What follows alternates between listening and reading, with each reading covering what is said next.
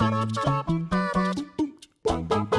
all of you beautiful people, Jules here for WhatCulture Gaming, and I'm going to begin today's video with a statement. I am old.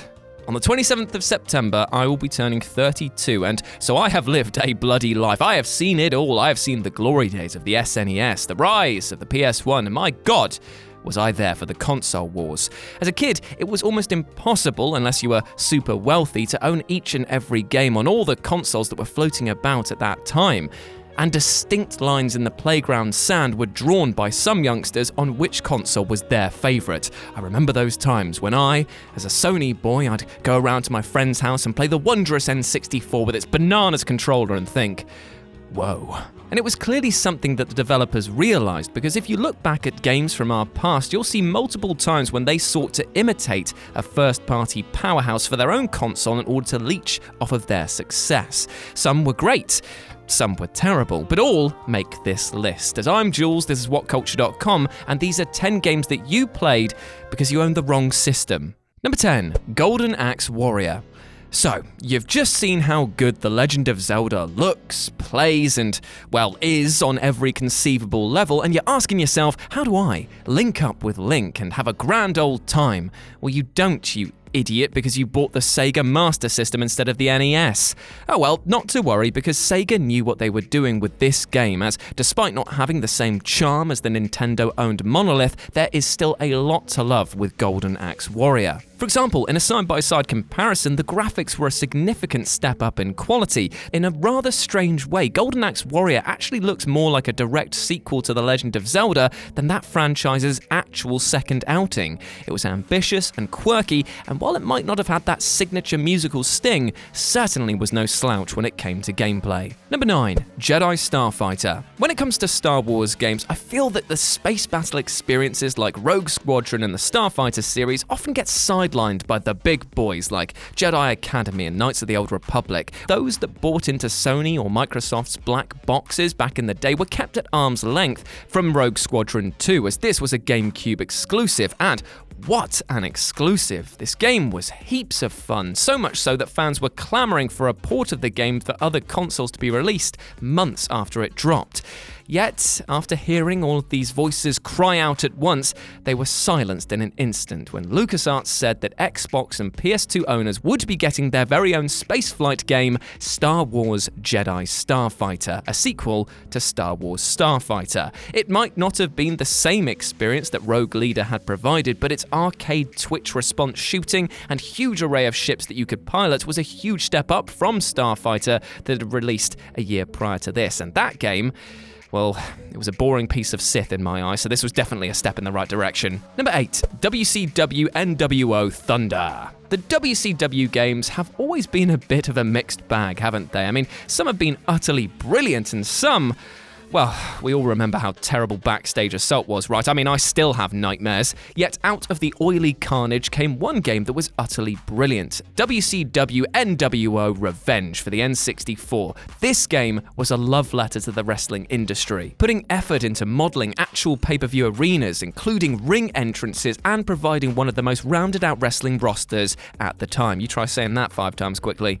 And as a PlayStation 1 kid, all you could do was, well, sigh and look at the sequel that they gave us, because that was, well, I tell you what, it was no revenge, let me tell you something, brother. WCW NWO Thunder tried its best to evolve the formula, but ended up slipping on its own grease because it tried to add in a combo control system that was more in line with beat-em-ups than it was wrestling games. Plus, it didn't help that the majority of the assets were exactly the same as the previous game, meaning that while it was meant to be a step forward, it didn't feel like it advanced very much at all. Shame. Number 7, World Driver Championship. Oh, Gran Turismo, I want to kiss your dirty tailpipe because your first game was something of a rare joy. It looked beautiful, the cars handled so well for the time, and everything had an air of class that was just, so pristine. But oh, how the tears fell from the motorheads who made the foolish choice not to instantly know that the PS1 was getting the sublime title and instead bought an N64. After all they got to play was World Driver Championship. See, the game on a technical level is pretty fine actually, leading the pack in many places against other racing games on the N64, but as a game that was clearly trying to provide a Gran Turismo alternative, it fell well short of the mark. It didn't have nearly as much depth in the gameplay department, and the car selection was not only meager compared to Gran Turismo, but the developers couldn't even get the actual licenses for the few cars that they actually featured. The result was a great experience, but one that felt arguably knockoff when compared to the large lad that was next door. Number 6, Vigilante 8. Honest to Christ, Twisted Metal back in the day was such a blast. The comedy and car-based carnage was just something that appealed to a young Jules, and yes, I was way too young to have been playing this then, but then again, this was also the household where my dad let me get Resident Evil 2, which gave me actual night terrors for weeks, so yes, thanks Steve. Anyway, Twisted Metal was a glorious example of murder over matter, but only if you were a PC or PS1 owner, as the N64 players out there, well, they were twisting all right, but it was their controllers in anger at not being able to play this gem. What they got instead, though, was Vigilante 8, a graphically superior but somewhat less personal game. In almost every other area, these games trod the same ground, allowing you to blow anything and everything to Kingdom Come. Yet while Twisted Metal tried to have some semblance of story, Vigilante 8 instead went down the arcadey route. Does this make it any less fun to play? Hell no! In fact, such was the love for this game that it got a fresh coat of paint on the 360 a while back, and it was a brilliant way to get some bumper-to-bumper action going. In fact, I've not burned so much rubber since your mum started making me wear condoms. Beep beep mother truckers, and also, that is my one per list. Number 5, Castlevania 64. Okay, so this is a serious question. Have any of you played Symphony of the Night? If not, please, please, please play it, as it is honestly one of the best games that I have ever played. It is a calculated and brilliantly executed title that will act as a vampire on your time and suck it all away, and you will thank it for it. But now, I have to talk about Castlevania 6... No, I can get through this. Castlevania 64... This was no clone of Symphony of the Night, firstly because it was all 3D, and also because it never could be. This game was meant to be something to placate the people who missed out on arguably the best game in the series, but pretty much delivered one of its worst. Put plainly, the tech just wasn't up to par at this point in time. The gameplay relied too much on unnecessary platforming, and the camera was an abomination of game design that fought against you at every single moment. In fact, the only vampiric experience that you'd get from Castlevania 64 is that, well, it kind of sucked. Number 4, Bubsy in Claw's Encounter of the Third Kind. What is this? I wanted Sonic. What the f*** is this piece of f***ing trash? Bubsy the f***ing Bobcat, are you diseased? Look at Sonic. Look at this. I don't want to talk about this anymore. Moving on. Next entry. Number 3, Crash Team Racing. Time was that you couldn't find a better way to settle a score than through the use of Mario Kart 64. Somebody diss your sweet mullet? Well, I'll see you on Toad's Turnpike, you chump. My point is that MK64 was the dawn of kart racers, blending in supremely addictive gameplay and next to perfect track designs.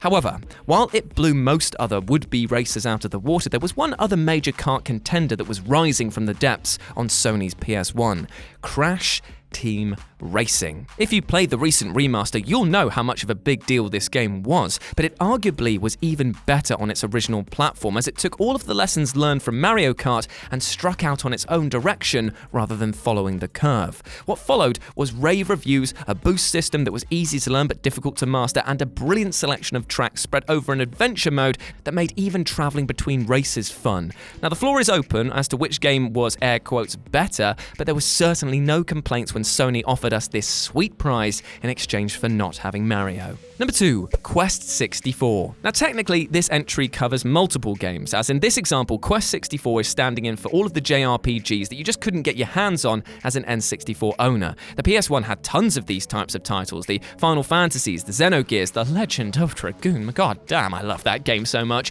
But what Quest 64 tried to be was a game that provided N64 owners with an RPG experience that the system actually desperately lacked. But the question is, was it any good?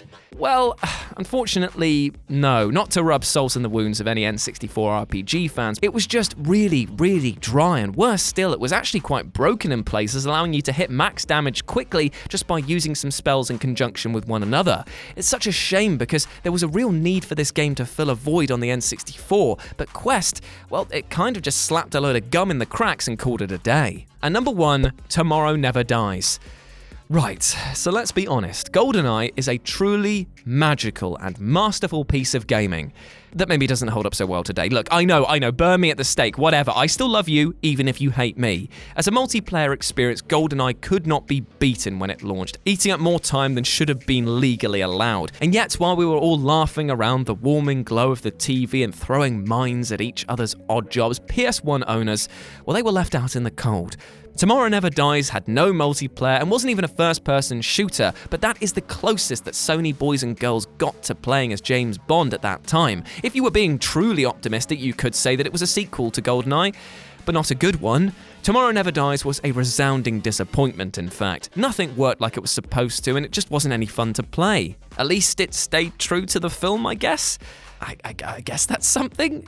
And there we go, those were 10 games that you played because you owned the wrong console. Let me know what you thought about it down in the comments section below, my friends. As always, I've been Jules. You can go follow me at RetroJ over on Twitter. And if you want to check out something a bit different, then why not swing by Live and Let's Dice. It's all one word, and it's my board game channel that I'm launching at the moment. Basically, it's something I'm doing as a passion project outside of my time here at WhatCulture, and it would mean the world to me if you would come and say hi. As always, you have been awesome. Never forget that, and I'll speak to you soon. Bye.